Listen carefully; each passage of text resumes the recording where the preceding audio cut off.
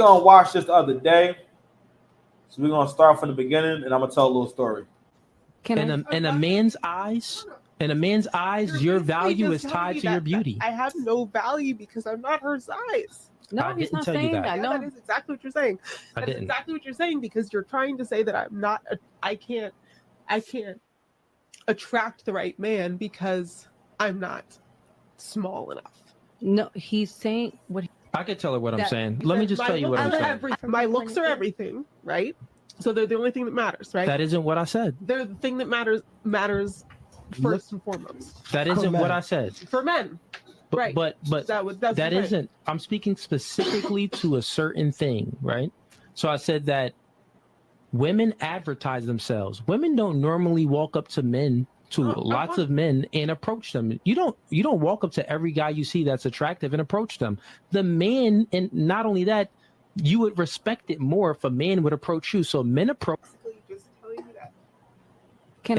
And women advertise themselves. So from that standpoint, since you're not meeting certain guys, right? So let me finish. Since you're not attracting certain guys that meets your qualifications, that you would want to even have them guys get down on one knee to marry you, if you're not meeting those guys, that means that you need to change something about yourself. That's what I'm saying. Right. So the one thing that I need to change, you're saying, is just to lose weight. I'm saying the one thing you need to change is to lose weight and to get in the gym, and you will become more attractive to more men. It's based off of beauty. But that's never been an issue for me. I'm telling you, you don't want a woman that's only gonna base us based off our height. I'm 6'4", he's 5'8", but you said that he's disqualified because he's 5'8". I didn't judge it. You know, and let's stop it right there, because what I didn't get into last time was this archetype. So I met this archetype. You know what I'm saying?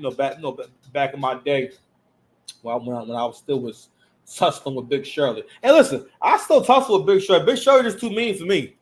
Big girl's too mean for me. I could listen. If I came across like a medium, like one of those mid-sized drawings or whatnot, with a good attitude. You know what I'm saying? Listen, I go put on the carnivore diet. You know what I mean? For a little bit. I'll let her have a little salt water. You know what I mean? And I go ahead and work with her a little bit. But now I'm joking. But I want to get into a story because I told this story before and whatnot. But it was really interesting because I could have gone through my whole journey with my weight, and it wasn't until I finally said, "Yo, I'm tired. I'm tired of being fat. I'm tired of because it was when I was dating." And I was like, you know what? I wonder how this would go if I was like 30 pounds lighter. I think I might have started with 20. I'm like, all right, if I lose like 20 pounds, like I wonder if that would make a difference. You know what I'm saying? And I kept thinking more and more and more. And I believe like I arrived, somewhere around like, damn, I probably would have to lose like 100 pounds.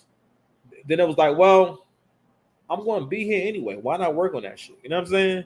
And over time, it was a few different things that helped me realize, like, all right, what's up with you? It was listening to Kevin Samuels quote, the weight of the average man, which is 168 pounds. And he was going over how much the average, American black woman weighs. And on average, I believe it wasn't too far apart from the average, male, weight of black men in America. It was 168 pounds. And more I realized that, ain't no wrong with him. You big. You the one that's big. You know what I'm saying? Like you the big fella. You know what I'm saying? I ain't normal that had no love handles. It ain't normal that have breasts. That's not how men supposed to look. You know what I'm saying? Like, it's not. You're not supposed to be having chins and fat around your neck and shit. But right? And what this kind of woman represents for women is the acceptance of a loser mindset. You're basically saying to the man you want, I think so lowly of you. Your value in my mind is so low.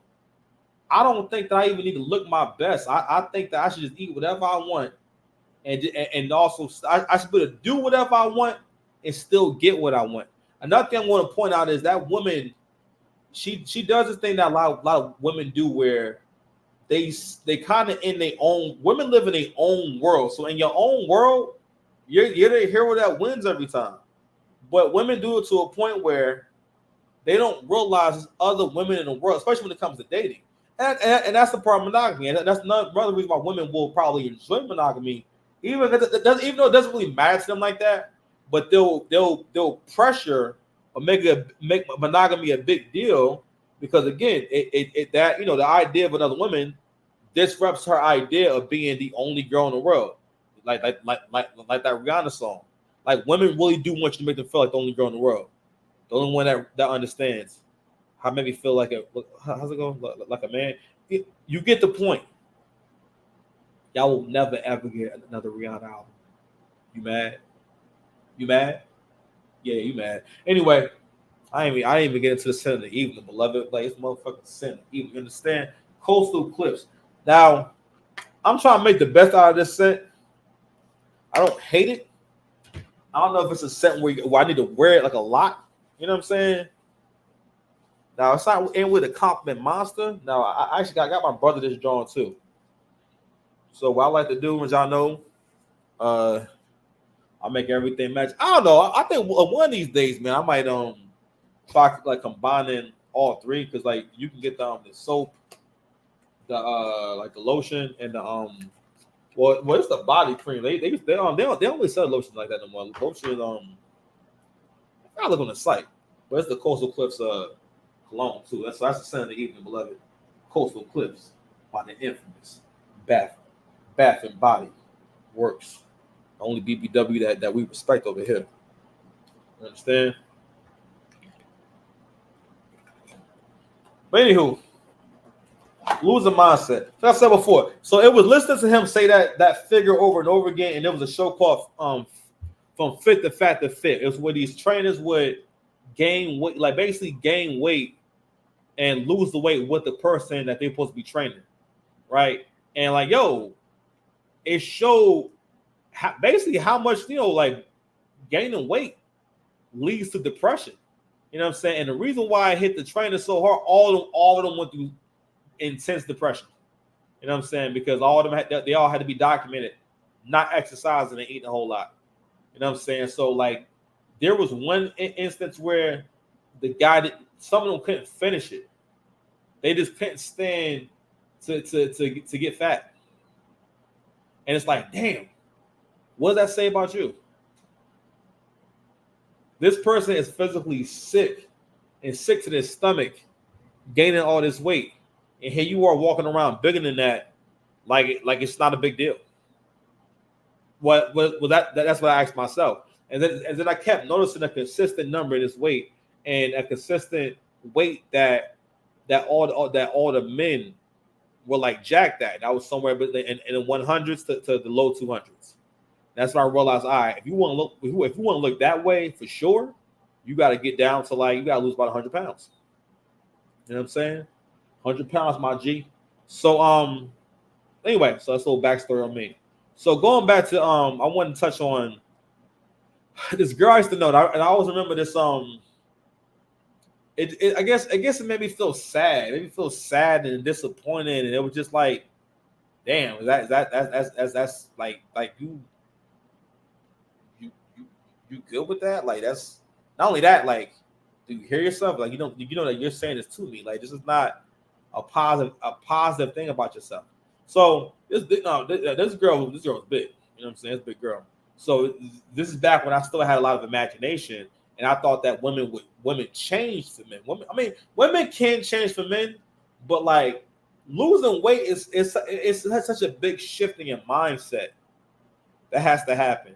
And I don't know. But anyway, that's back when I thought that, all right, well, if she's with me, she'll eat like me, and and she'll lose weight. It's like, yo, she don't gotta want to lose weight for you, bro. You know what I'm saying? No, you gotta go get a different girl, and that's that. She don't gotta change for you.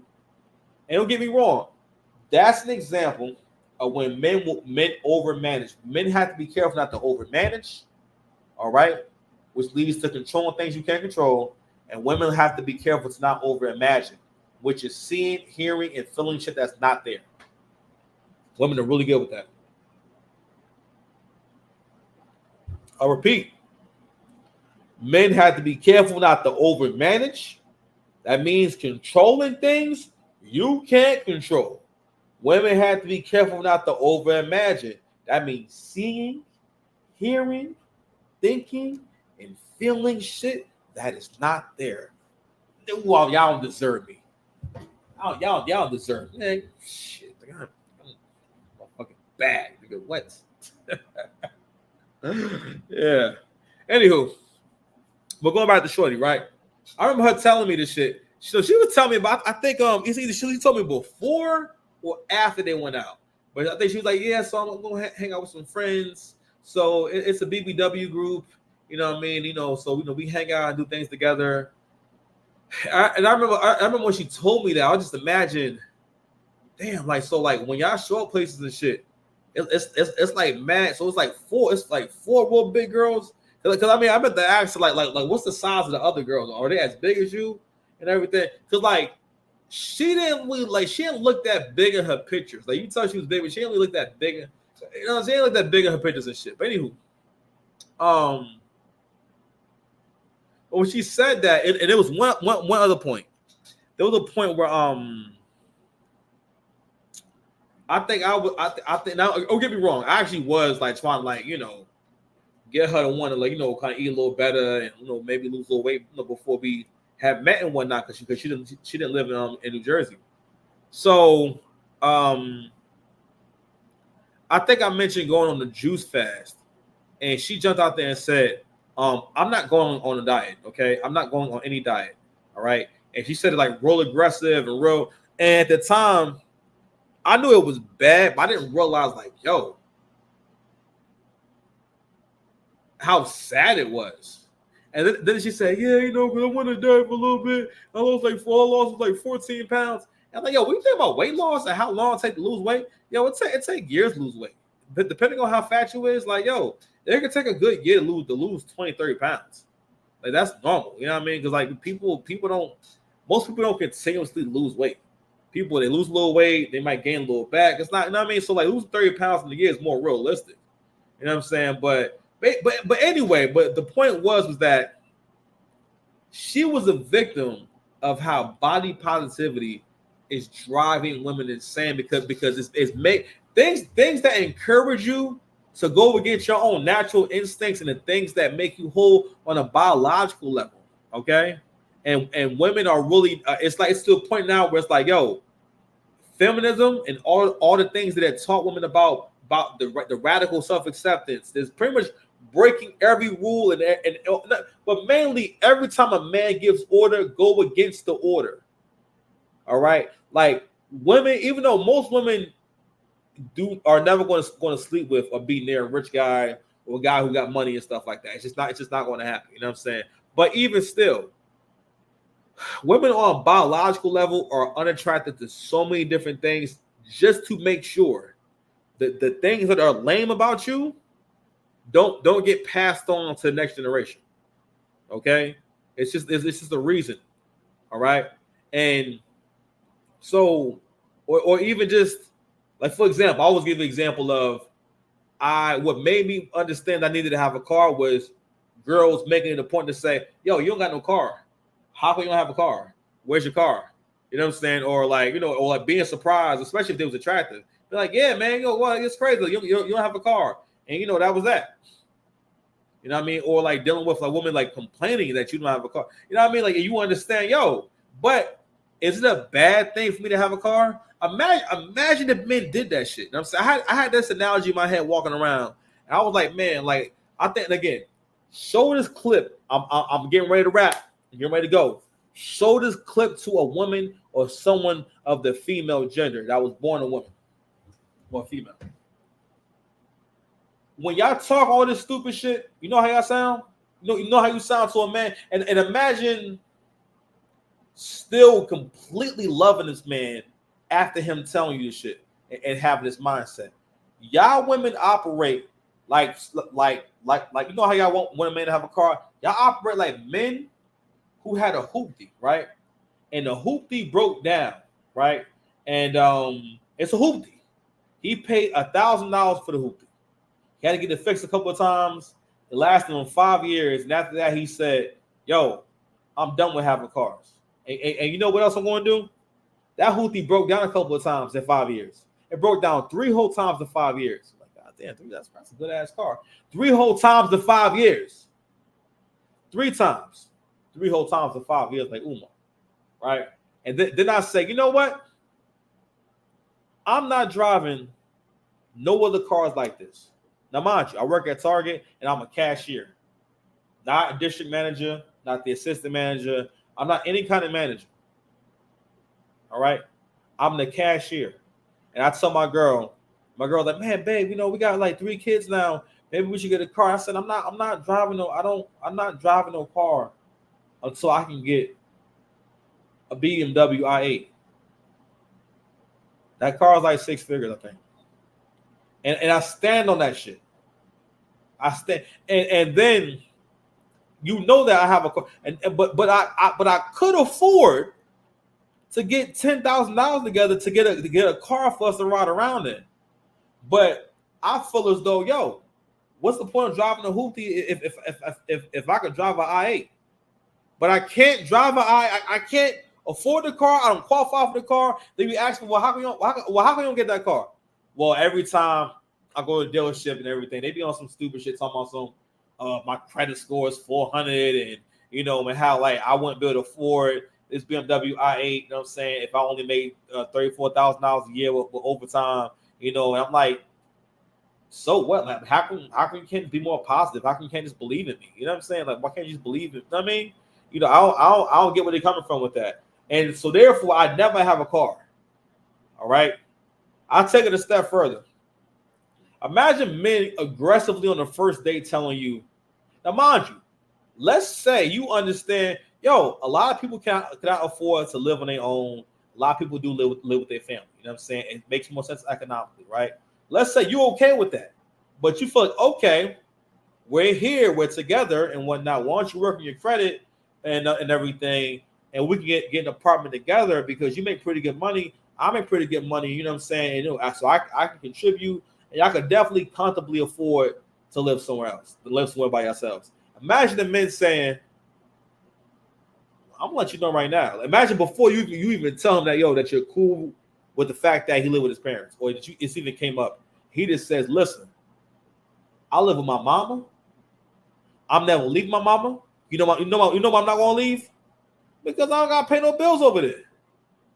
All right. I bought some groceries. I paid my phone bill. I pay for my stuff. My money's for me.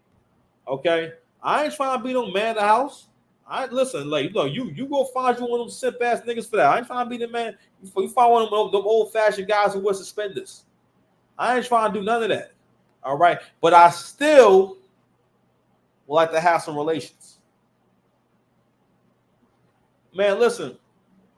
The body positivity mindset is leading to a losing mindset. There's nothing positive about not being able to find clothes, about not feeling confident and being over here at this big old age and this big size crying on the couch about something that's very obvious. But I had to realize that being overweight is a mental illness because it's for your body to change, for you to morph into a different person, and you're cool with it. And you convince yourself, yeah, it's okay that I'm a stretched out human being, that I look totally different from a few years ago, that I'm not as attractive, and I don't feel as good. But again, the victimhood mindset makes it impossible to move forward. All right, and the internet has encouraged an influx of the victimhood mindset because again, women also have the ability to relate to people, and that's really what they mean by the whole empath bullshit. Okay. It's women's desire to relate to other women. That's how the whole shared experience things happen. And women will talk about men being abusive and want to leave them destitute and stuff like that when they've never experienced that. And their parents didn't experience it. They don't know anyone who experienced it. You know what I'm saying? But it's the desire to relate and have that shared experience. Because women also like experience. And they love experiences to the point where they like experiences by proxy. That's why women also love drama. Women don't mind having an argument with you or going back and forth because they like the experience of the stimulation. You understand? So That's 49 minutes, man. I really didn't mean to do so much content, but you know, oops, I did it again. This game. Oh, you know, I don't know. That's kind of a messed up song. I've been thinking about that from time to time, but the thought just escapes me. I'm a messed up song. It sounds like she robbing somebody. Like she really. This sound like it was like that. Oops, I did it again. Was like a song about basically being a terrible person, and maybe we gotta analyze her Jezebel spirit. Actually, Britney Spears did have a strong Jezebel spirit. I saw a video of her recently, and like she dancing like she don't know she old. I'm like, damn, yo, who gonna tell her she old? Yo, y'all see Rihanna? Rihanna look like an auntie. You know what I'm saying? That neck and that hairstyle was good. Speaking about telling you, go ahead and drop that weight. Go ahead and drop about 30. You need to get her on that Ozempic or something. I mean, yo, I saw Rick Ross get stolen. It's not funny he got stolen. It's just crazy how like he somehow got involved in this beef for no reason. And, you know, maybe too old to be getting stolen on camera. That shit's crazy. Anywho, I appreciate y'all. I love y'all, man. Shout out to this young lady, man. I hope she finds her way and she finds that scale and everything. Listen, baby, it's better on the other side. The best thing I ever could have did for my life was lose a couple goddamn pounds. You know what I'm saying? I got 30 more to go. You know what I'm saying? And also, when I get there, you ninjas are cooked. All right? You probably can smell yourself from a year away. You're cooked. You're all cooked. Y'all ain't never had my back. Anyway, 6 past commands, man. See y'all later, man. Love y'all. Peace. Bye.